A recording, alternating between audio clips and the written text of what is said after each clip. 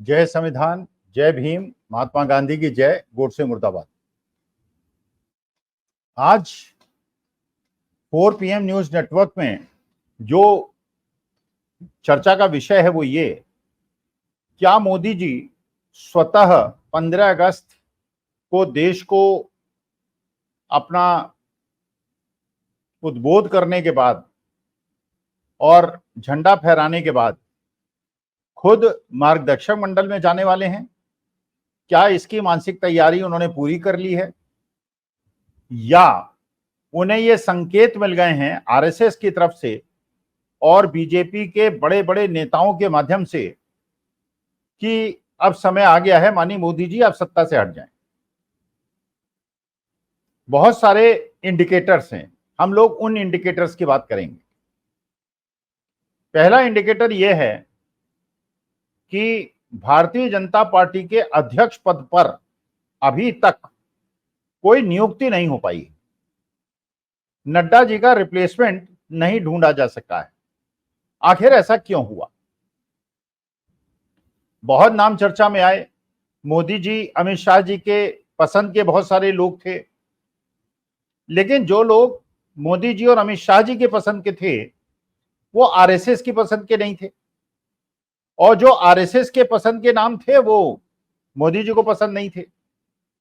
और इस बार आरएसएस ने अंगद के पांव की तरह अपनी बात नीचे रख दी। उन्होंने कहा कि बीजेपी का जो अध्यक्ष है वो हमारी पसंद का होगा और आपको हमारी बात माननी पड़ेगी।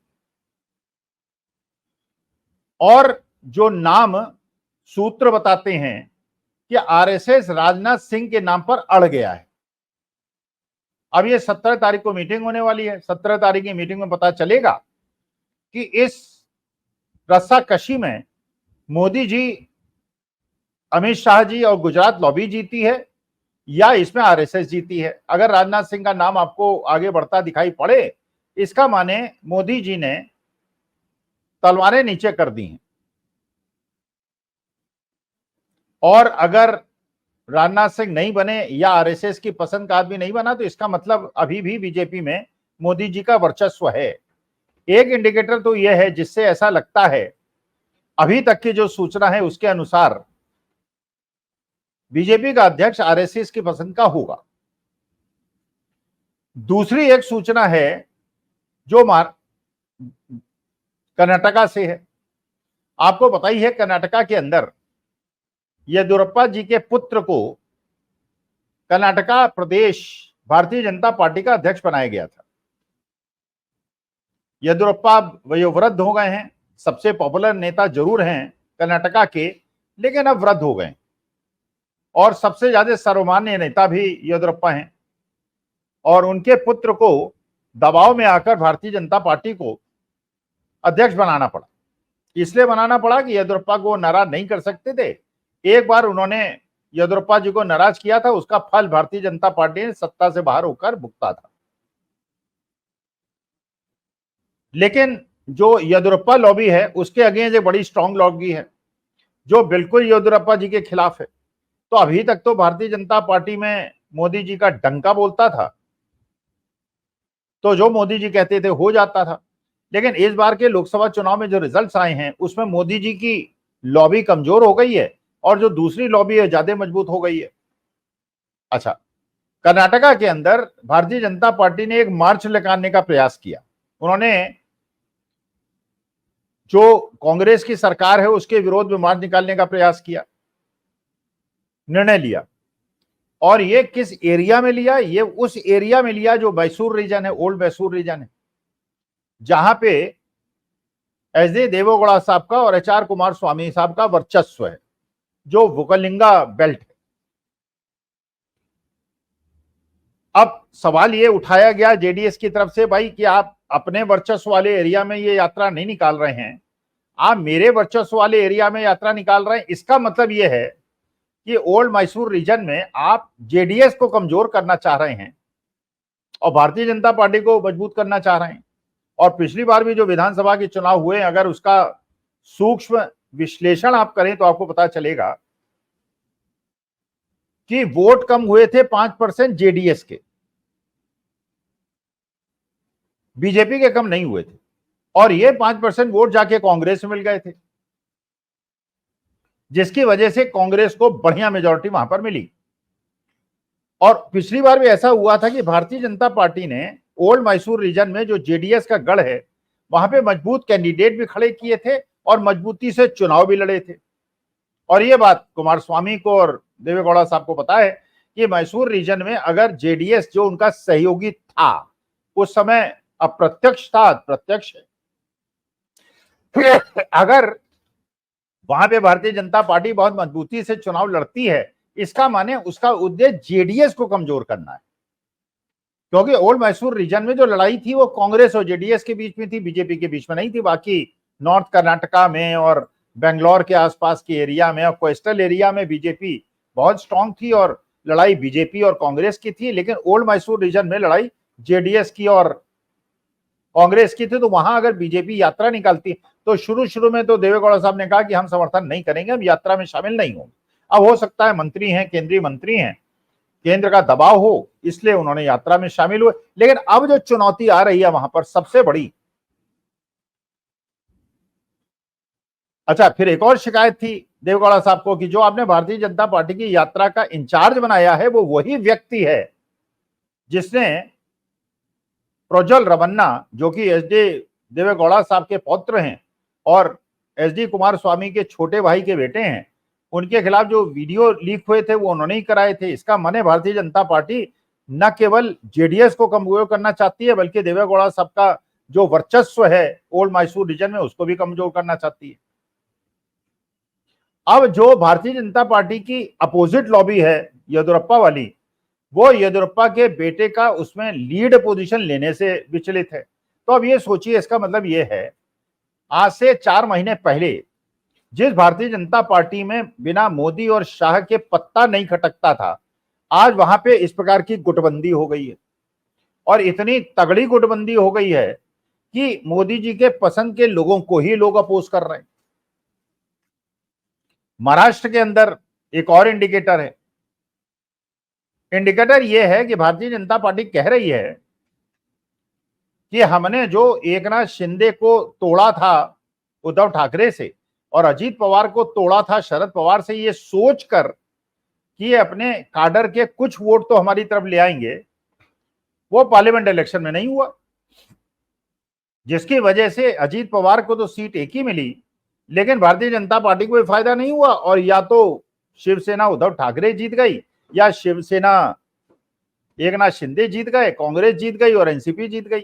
और एकनाथ शिंदे के वोटर्स के साथ भी हुआ कि उन्होंने भारतीय जनता पार्टी को वोट देने के बजाय जो अघाड़ी के लोग हैं उनको वोट दिया। तो इसका माने भारतीय जनता पार्टी भी ये इंडिकेशन दे रही है कि अब उनका अजीत पवार से और एकनाथ शिंदे से मोह भंग हो चुका है। अच्छा, अजीत पवार ने भी एक स्टेटमेंट दे दिया जो आपने सबने सुना होगा। उन्होंने कहा कि मैंने गलती की थी कि शरद पवार जी की बेटी सुप्रिया सुले जो मेरी चचेरी बहन है उनके खिलाफ मैंने अपनी पत्नी को खड़ा कर दिया था और ये गलत निर्णय मेरा था। इसका मतलब ये है कि जो बात मैं कह रहा था पिछले 1 साल से कह रहा था कि अजीत पवार का शरद पवार का साथ छोड़ना और बीजेपी के साथ जाने का मकसद केवल एक था कि उनके ऊपर सारी चलती हुई इंक्वायरीज बंद हो जाएं, उनको जेल न जाना पड़े, परिवार के लोगों को जेल न जाना पड़े।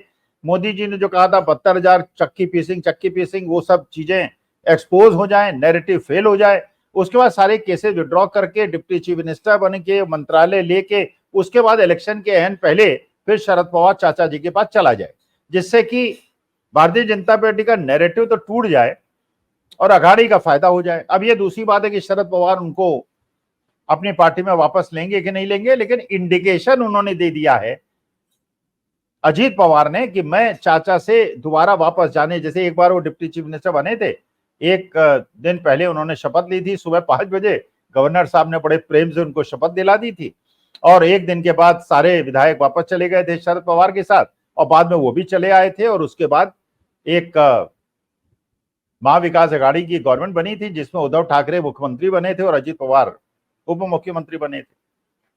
तो उन्होंने अपने सारे दामन साफ कर लिए, वॉशिंग मशीन में गए, धुल धुला के आज वो दोबारा महाविकास आघाड़ी में आने के लिए तैयार बैठे हुए। अच्छा, एक और निर्णय, जिससे ये सोचने में मजबूर होना पड़ता है कि क्या मोदी जी अब भारतीय जनता पार्टी के लिए इंडिया जो एनडीए अलायंस है इसके लिए वोट लेने के लिए असमर्थ हो गए हैं, क्योंकि महाराष्ट्र के इलेक्शन होने वाले हैं, हरियाणा के इलेक्शन होने वाले हैं, झारखंड के इलेक्शन होने वाले हैं, जम्मू एंड कश्मीर के इलेक्शन होने वाले हैं।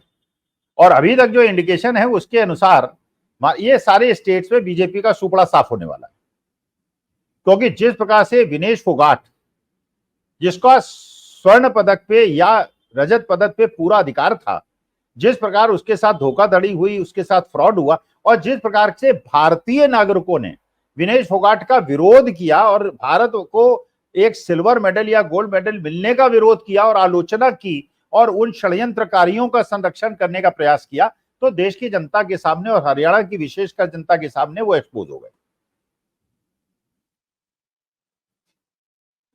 और इसी प्रकार से कर्नाटका में, महाराष्ट्र में, अच्छा बिहार के अंदर आप देखिए, अब ये जो दबाव पड़ा कि साहब वक्फ बोर्ड का जो बिल आप लाने वाले हैं और रिव्यू करने वाले हैं और ये करने वाले हैं, जब उन्होंने देखा कि इसमें तो जेडीयू भी हमारे साथ नहीं खड़ी है, टीडीपी भी हमारे साथ नहीं खड़ी है, चिराग पासवान भी हमारे साथ नहीं खड़े हैं, फिर एक सुप्रीम कोर्ट का निर्णय आया जो शेड्यूल कास्ट शेड्यूल ट्राइब का सब क्वालिफिकेशन का, उसमें भी सब लोगों ने विरोध कर दिया, चिराग पासवान ने भी कर दिया, उसमें मायावती ने भी कर दिया, सबने, तो उसमें भी फंस गए आप।